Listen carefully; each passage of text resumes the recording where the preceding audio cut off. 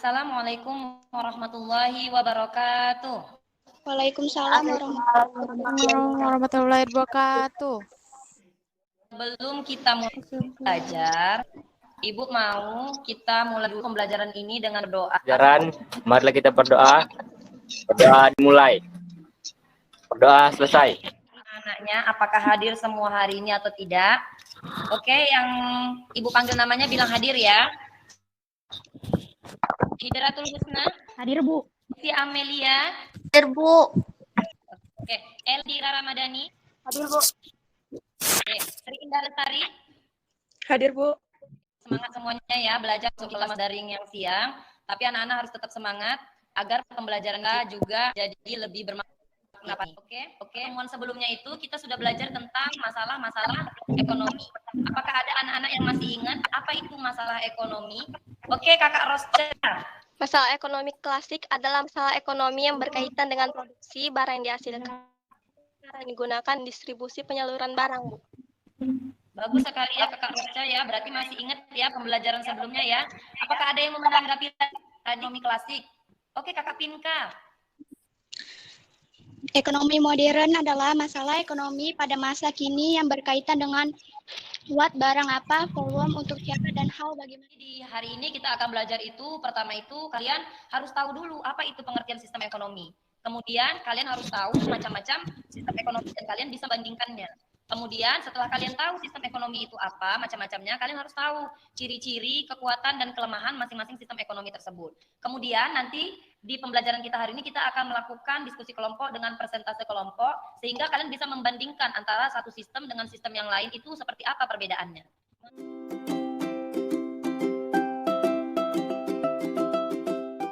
Ekonomi merupakan cara untuk mengatur dan mengorganisir semua kegiatan ekonomi dalam anggota masyarakat, baik oleh pemerintah maupun pihak swasta, berdasarkan prinsip tertentu demi mencapai kemakmuran atau kesejahteraan. Nah, udah paham kan apa itu ekonomi? Karena udah paham, kita masuk ke macam-macam sistem ekonomi. Yang pertama, sistem ekonomi Yang pertama, sarkan pada kebiasaan yang ada pada ekonomi apapun, selain pada tradisi turun-temurun dari masyarakat itu sendiri. Sistem ekonomi tradisional terjadi atas dasar semangat kekeluargaan dan kejujuran dari setiap individu. Sebelum Ibu menjelaskan, ada yang mau menjelaskan sedikit apa tadi kira-kira materi yang akan kita bahas hari ini? Oke, Kakak Rosca. Ada berapa sistem ekonomi yang kita pelajari hari ini? Sistem ekonomi terbagi menjadi 4 macam, yaitu sistem ekonomi tradisional, komando atau terpusat, liberal atau pasar, dan Oke, bagus ya Kakak Rosca ya. Bahwasanya yang akan kita pelajari hari ini tuh ada 4 sistem ekonomi. Oke? Hari ini sesuai dengan instruksi Ibu di grup WA ya kan, yang sudah Ibu bagikan kepada kalian, bahwasannya hari ini kita akan persentase kelompok. Ibu sudah membagi kalian menjadi 4 kelompok.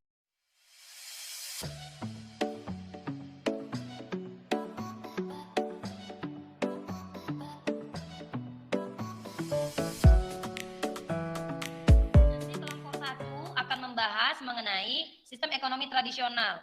Kelompok 2 akan membahas tentang sistem ekonomi terpusat atau komando. Kelompok 3 akan membahas tentang sistem ekonomi liberal atau pasar. Kemudian kelompok 4 akan membahas mengenai sistem ekonomi campuran.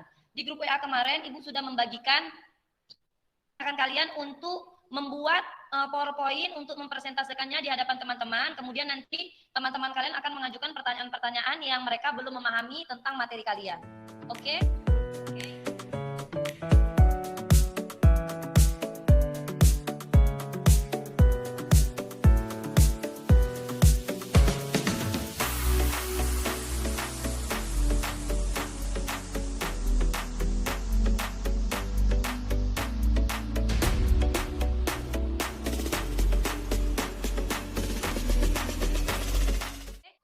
Oke, ini hasil diskusi kalian yang kelompok 1. Ayo silakan Kakak Pinka untuk mempresentasikan hasil diskusi kelompoknya. Assalamualaikum warahmatullahi wabarakatuh. Nama saya Pinka, perwakilan dari kelompok 1 akan mempresentasikan hasil diskusi kami mengenai ekonomi tradisional. Berikut dari diskusi kami, sistem ekonomi tradisional adalah sistem ekonomi yang dilakukan dengan tujuan untuk memenuhi kebutuhan hidup dengan bergantung pada sumber daya alam. Kemudian ciri-ciri dari sistem ekonomi tradisional, belum ada pembagian kerja, spesialisasi dalam kegiatan ekonomi, kekuatan dan kelemahannya Kegiatan perekonomian adalah berjalan atas dasar kejujuran karena tujuannya untuk pemenuhan kebutuhan hidup, bukan untuk mencari keuntungan. Kelemahan sistem ekonomi tradisional. Tidak semua kebutuhan masyarakat dapat terpenuhi dengan baik karena mengandalkan hasil halal negara yang memakai sistem ekonomi tradisional. 1. Ada beberapa wilayah di Indonesia, 2. Afrika Tengah, 3. Ethiopia, 4. Malawi. Demikianlah hasil diskusi kami. Apabila teman-teman yang ingin bertanya, saya silakan. Oke, terima kasih Kak Pinka ya sudah memaparkan hasil diskusinya. Tadi dia sudah mempersilakan kelompok lain untuk bertanya. Ibu mulai dulu dari kelompok 2. Adakah yang ingin bertanya tentang sistem ekonomi tradisional? Oke, Kakak Rosca, Saya, Bu. apa yang ingin ditanyakan? Kelompok 1 silakan dicatat ya. Saya Rosa, saya dari kelompok 2, saya ingin bertanya kepada kelompok 1. Mengapa sistem ekonomi tradisional dikatakan sebagai sistem ekonomi yang paling sederhana? Oke, untuk kelompok 1, siapa kira-kira yang mau menjawab pertanyaan dari Rosca tadi? Mengapa sistem ekonomi tradisional dikatakan sebagai sistem ekonomi yang sangat sederhana, yang paling sederhana dibandingkan sistem ekonomi yang lain? Oke, Pinka, kamu ingin menjawab? Karena pada sistem ekonomi ini masyarakat mengandalkan hasil alam dan tenaga manusia. Oke, ada lagi yang mau menambahkan kelompok 1 jawabannya? Ada, Bu. Oke, Sri Indah Lestari. Sistem ekonomi tradisional masih sangat sederhana. Pada sistem ekonomi ini, masyarakat mengandalkan hasil alam dan tenaga manusia. Metode bertukaran barangnya pun dengan cara konvensional, yakni dengan cara bertukar barang dengan barang, sehingga produsen dan konsumen langsung diperankan oleh masyarakat. Oke, mungkin bisa Ibu luruskan ya.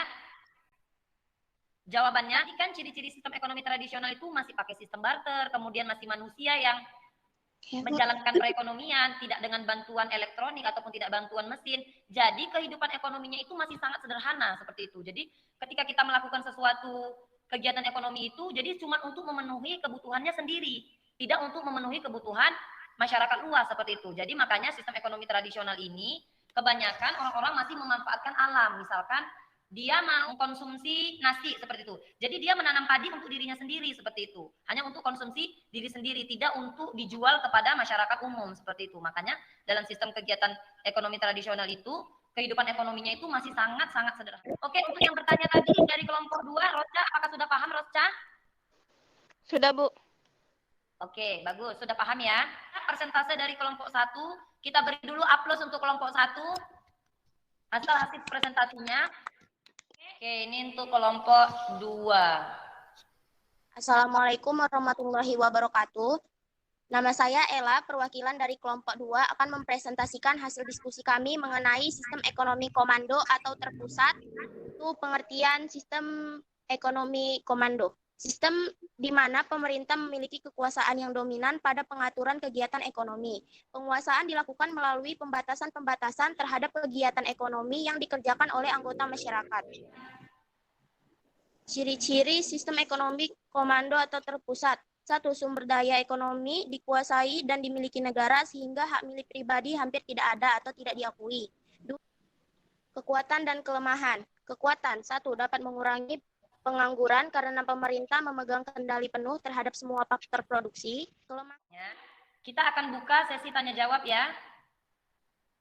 Kelompok 2 harus siap-siap menjawab pertanyaan dari kelompok yang lainnya.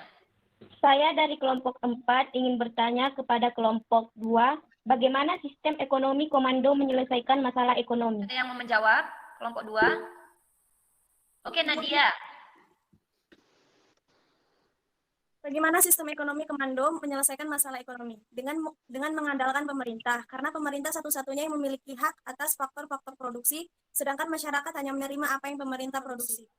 Oke, bagus ya untuk kelompok 2 presentasenya. Mungkin kita lanjutkan untuk kelompok 3. Assalamualaikum warahmatullahi wabarakatuh. Nama saya Daisy, perwakilan dari kelompok 3. Saya akan mempresentasikan hasil diskusi kami mengenai sistem ekonomi liberal atau pasar. Pengertian sistem ekonomi liberal atau pasar. Sistem ekonomi liberal adalah sistem ekonomi berdasarkan kebebasan seluas-luasnya bagi seluruh masyarakat dalam kegiatan perekonomian tanpa adanya campur tangan daripada pemerintah. Ciri-ciri sistem ekonomi liberal atau pasar. 1. Sumber daya ekonomi dimiliki dan diatur swasta secara bebas. 2.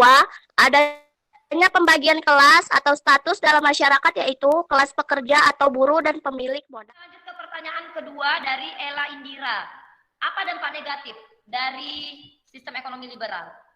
Dampak negatif dari sistem ekonomi liberal yaitu 1. Kebebasan pasar menyebabkan persaingan untuk merebut pasar. Hal ini menimbulkan terbentuknya monopoli, kolusi usaha dan konglomerasi, sehingga mengancam pengusaha yang lemah. 2. Mendorong semakin terlihatnya kesenjangan antara golongan ekonomi kuat dengan ekonomi yang lemah. 3. Perekonomian mudah menghadapi ketidakstabilan. Oke. Kita lanjut ke kelompok 4 Ya, ya. Bu. Nama saya Hidayat Husna, perwakilan dari kelompok 4 akan mempresentasikan hasil diskusi kami mengenai sistem ekonomi campuran. Berikut hasil dari diskusi kami mengenai ekonomi campuran. Pengertian dari sistem ekonomi campuran adalah suatu sistem yang di satu sisi pemerintah memberikan kebebasan kepada masyarakat untuk berusaha melakukan kegiatan ekonomi. Akan tetapi di sisi lain pemerintah memiliki campur tangan dalam perekonomian dengan tujuan menghindari penguasaan secara penuh dari segolongan masyarakat pada sumber daya ekonomi. Sistem ekonomi campuran. 1. Tatanan ekonomi merupakan perpaduan antara sistem ekonomi pasar dan terpusat. 2. Barang modal dan sumber daya vital dikuasai pemerintah. Saya Pinka dari kelompok 1 ingin bertanya ke kelompok 4. Apa tujuan dari pemerintah ikut campur tangan dalam sistem ekonomi campuran? Apakah ada yang bisa menjawab? Tujuan pemerintah ikut campur dalam ekonomi campuran untuk mengoreksi distorsi ekonomi tentang penetapan harga walaupun harga ditentukan oleh mekanisme di pasar. Oke, jawaban dari Hidratul Husna, campur tangan pemerintah itu untuk menentukan kebijakan penentuan harga pasar. Walaupun memang di saat ekonomi campuran itu kan pasar yang menentukan harga ya kan, tetapi pemerintah membuat kebijakan agar harga pasar itu tidak terlalu tinggi atau tidak terlalu rendah. Oke, upload dulu.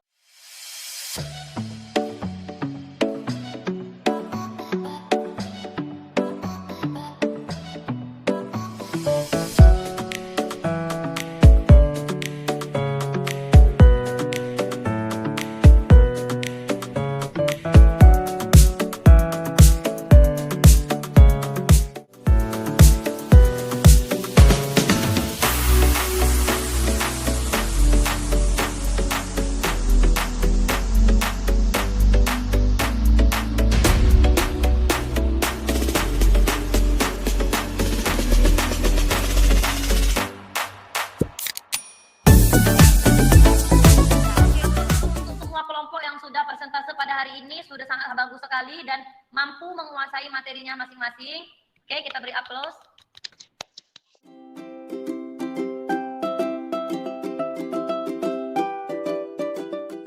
Sebelum kita tutup pembelajaran hari ini, Ibu mau di antara kalian itu memberi kesimpulan.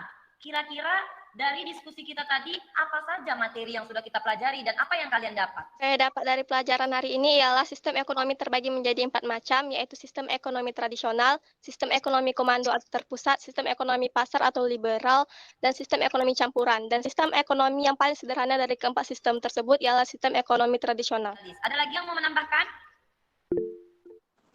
Hari ini kita mempelajari tentang sistem ekonomi, di mana sistem ekonomi adalah aturan atau cara yang dibuat oleh suatu negara untuk mengatasi permasalahan ekonomi. Ibu akan kasih tugasnya itu di grup WA ya, Nana.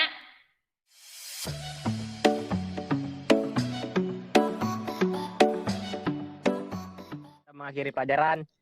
Mari kita berdoa. Berdoa dimulai. Berdoa selesai.